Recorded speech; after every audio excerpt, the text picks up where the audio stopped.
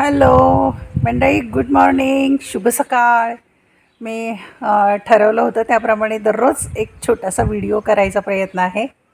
आता सकाळचे जसं 8 वाजत आलेले आहेत आणि आंघोळ झालेली आहे. रविवार आहे, रविवार दिनांक 13 जुलै 2025 आणि ह्या आठवणी राहाव्यात कायमच्या म्हणून मी खरं तर असं वार दिनांक सांगते. आणि देवपूजा झालेली आहे, पण आता फुलं तोडायला बाहेर आली आणि मग आठवण आली, चला फुलं पण दाखवूया तुम्हाला.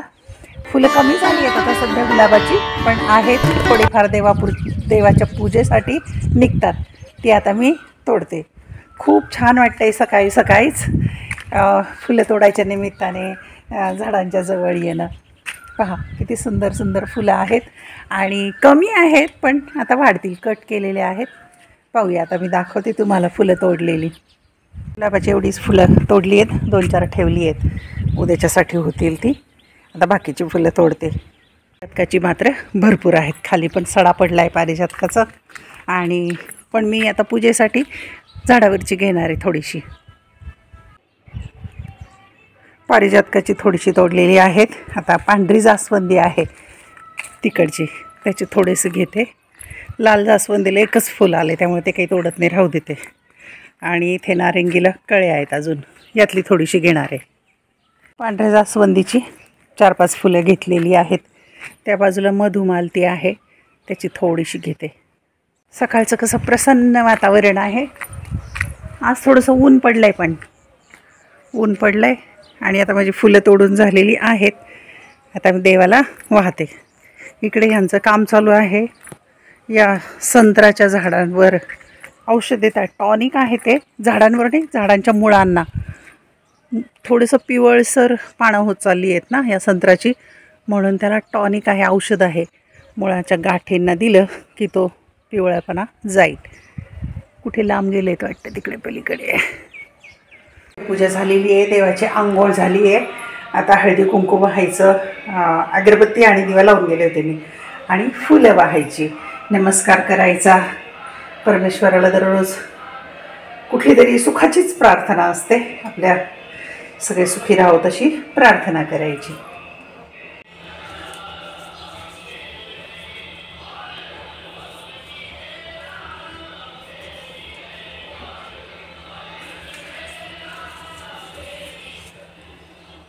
फुल जसं उगवतं तसं वाहतात.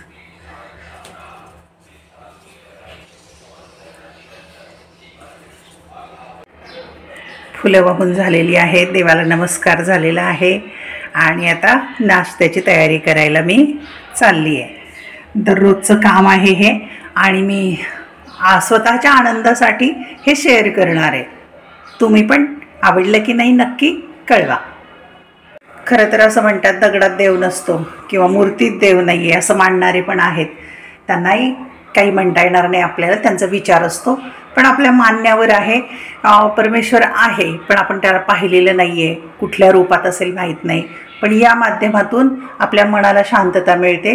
घरामध्ये असं एक स्थान असावं की ज्या ठिकाणी बसून शांततेने आणि मनाला शांतता मिळेल, समाधान मिळेल, सुख मिळेल, असं हे ठिकाण असलं पाहिजे. जसं हॉस्पिटलमध्ये पण पेशंट जर खूप सिरियस असेल तर डॉक्टर म्हणतात आता देवावर भरोसा. मग जर डॉक्टर एवढा वैज्ञानिक दृष्टिकोन ठेवणारा असूनही देवावर भरोसा ठेवतो, तर आपण ठेवायला काही हरकत नाही आहे. सरांचं काम सुरू आहे फवारा मारण्याचं. किती झाडं झाले फवारा मारून? 150 झाले. 300 झाडं आहेत आणि मुळांना ते औषध देऊ राहिले, टॉनिक. पण आता आहे ना 9:30 होऊन गेलेत, नाश्त्याची वेळ आहे, आंघोळ नाही झाली अजून. चांगलं म्हटलं मजूर आणा तर त्यांना आनंद वाटतोय, स्वतःच्या झाडांची काळजी स्वतः घ्यायची. काय केलं म्हणले पंपाचं?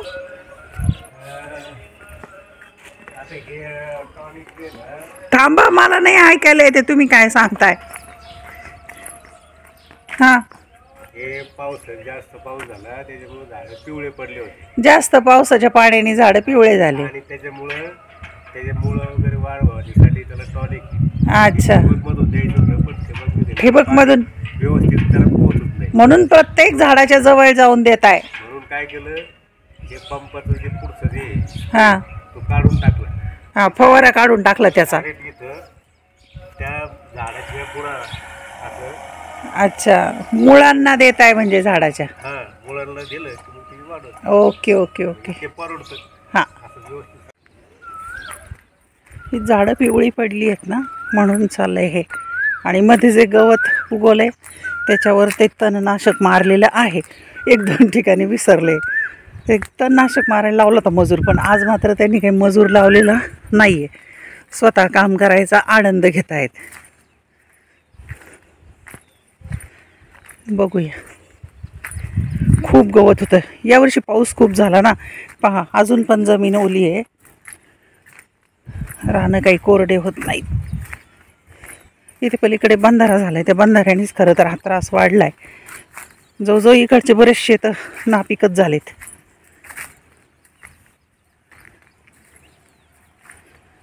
मी चालता चालता व्हिडिओ बनवते त्यामुळे थोडंसं हलतंय.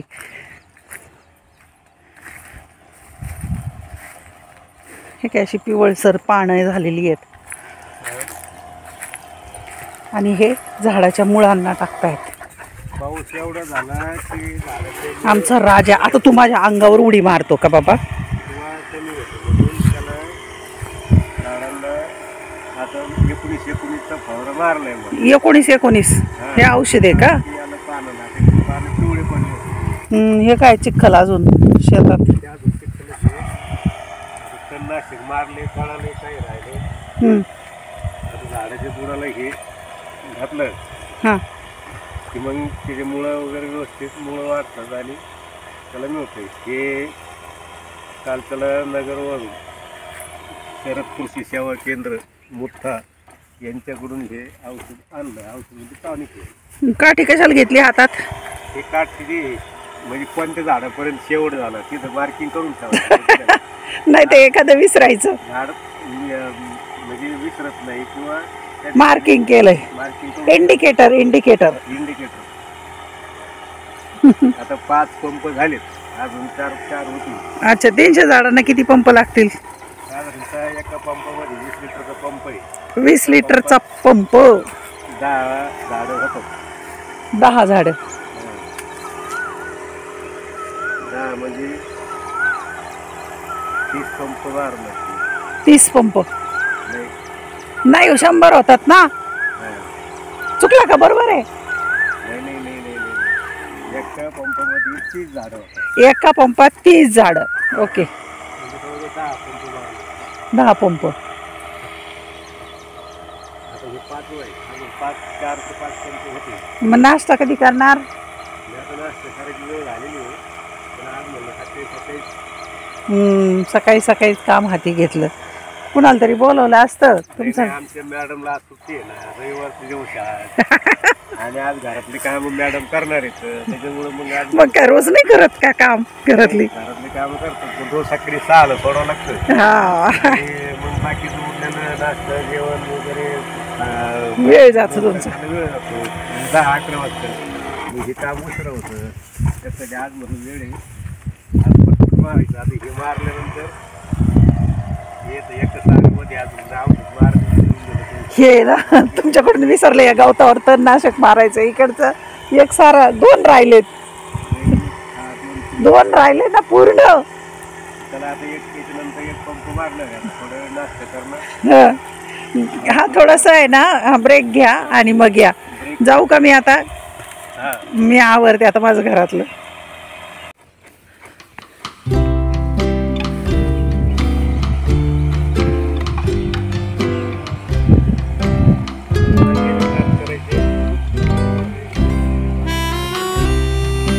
व्हिडिओ नाही करत आहे मी.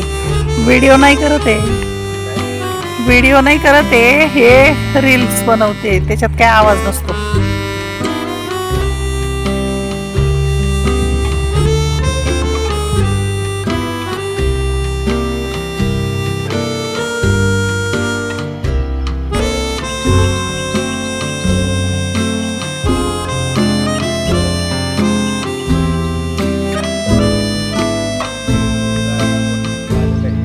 अयो,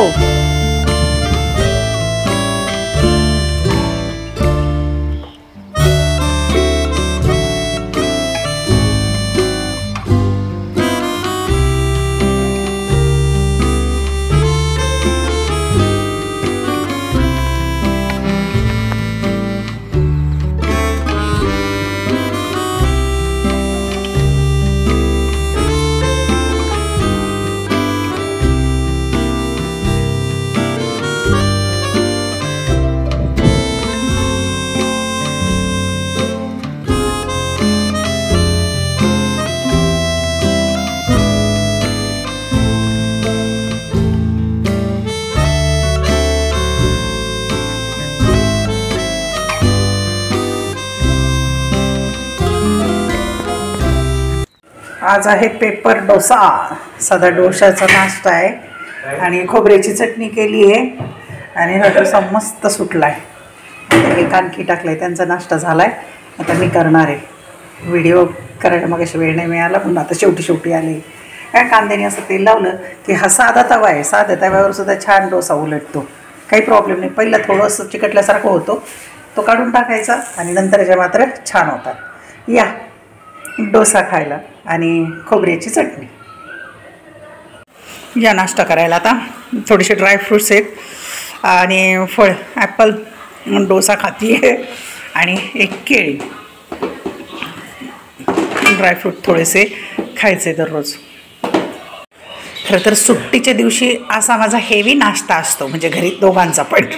सुंदर फ्रूट्स, ड्रायफ्रूट आणि बाकीचं काय काय जे असेल ते वेगवेगळं. कॉलेजमध्ये मात्र एवढं सगळं नेणं शक्य नाही. अगदी साधासुद्धा नाश्ता होतो. घरी असलं की भरपूर आणि हेल्दी नाश्ता.